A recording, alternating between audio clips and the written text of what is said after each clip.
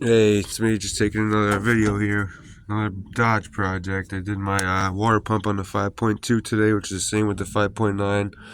Online it says everywhere you gotta take the AC pump off, take the alternator off, just so you can get to this top hose, which you really don't. You can get to it just fine.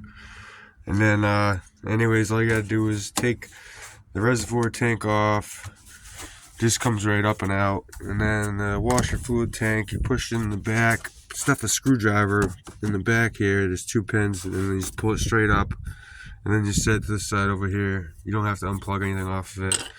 And after that, you can take a 1/2 inch extension, hit this counterclockwise on the fan here, loosen that right up, get your fan off in the clutch, and then you take that out with the fan shroud here.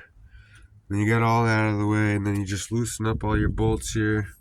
And the water pump, take your lower hose off, and then you loosen up the upper one, pry it off with a screwdriver. You don't need to pull it all the way off. It's not going to come off until you pull this down. So you wiggle it off as you're pulling the water pump off after.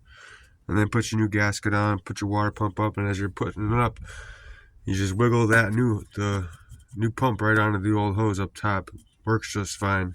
And then you just start putting all your stuff back together and you're all set. And all you really need is basic tools, a couple flathead screwdrivers, the 1/2 inch extension I use to hit with the hammer to loosen the clutch fan, and then a couple 14 millimeters short and long, 15 millimeter, 10 millimeter, and a couple wrenches, a 13, a 14. I use the big adjustable I have for the clutch fan. And then that's all you really need, nothing special.